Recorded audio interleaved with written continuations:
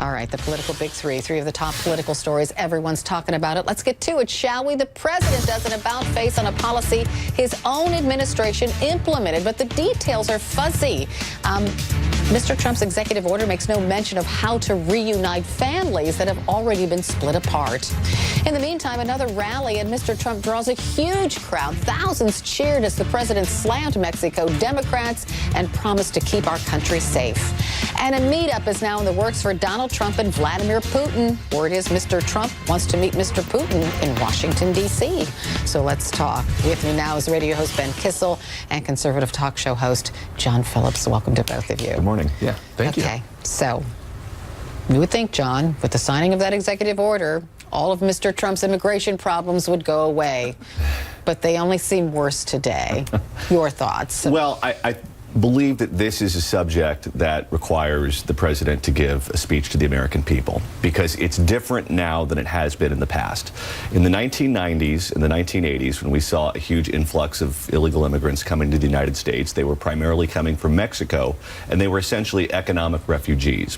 What we're seeing now is very different. What we're seeing now is people coming from Central America, from Guatemala, Honduras, El Salvador, and they're fleeing because those countries are violent places that have essentially, the governments have lost control. So they think if they stay there, they're going to be killed, they're going to die. So they come out of necessity.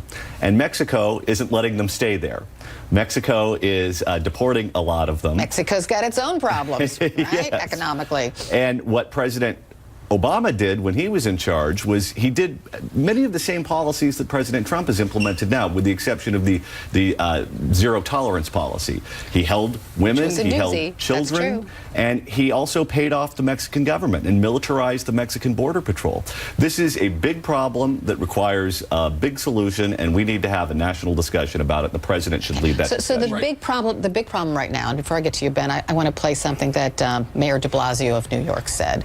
And the big problem right now are these 2,300 kids that have been separated from their families.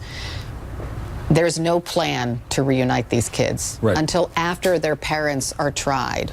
Although that's fuzzy too, because each governmental department has a different story on how to handle the reunification of these families. In the meantime, these kids are suffering. So Mayor de Blasio, he visited a detention center for kids in New York City, right?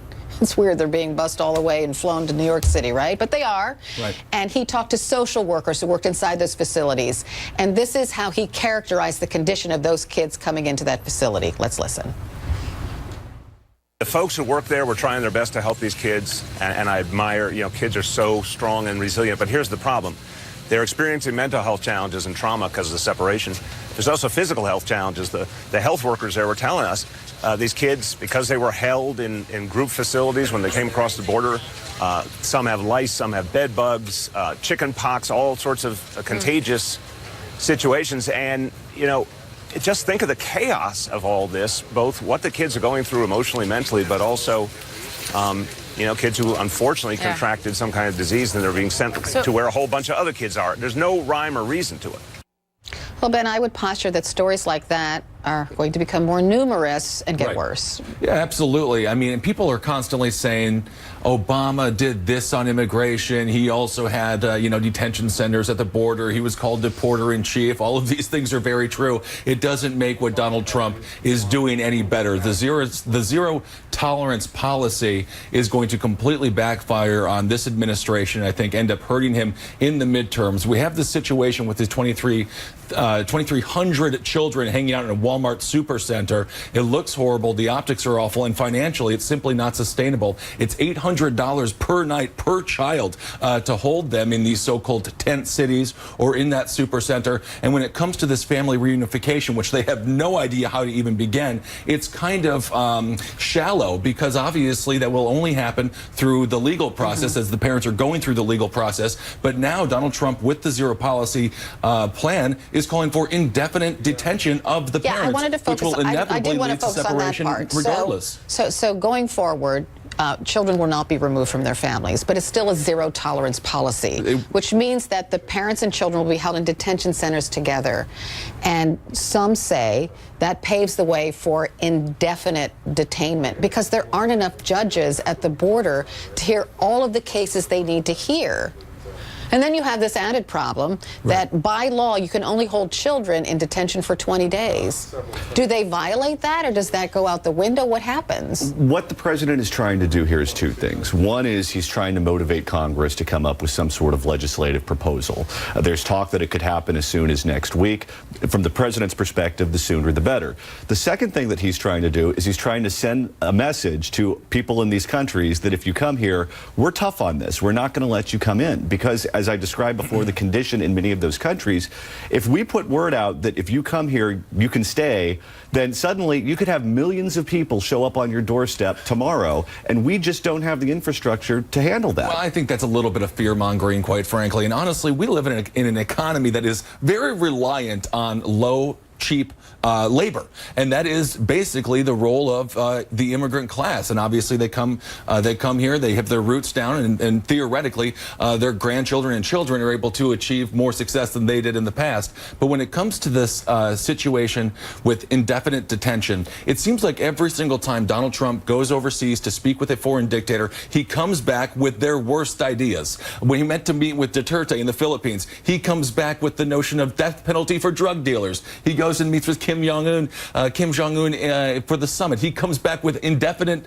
detention. It seems like he picks the worst policies of all of the dictators that he meets with and brings them home to roost. I don't think it is fear-mongering to say that millions of people could show up if they believe we have an open-door policy. No. They're not coming here because they want to make more money. You're right about that point. What is despicable is last night during that rally in Minnesota, President Trump again criminalized all of these asylum seekers who are escaping violence in their own countries. There's no evidence that all of those people are drug runners or are, quote, Mexico sending their worst.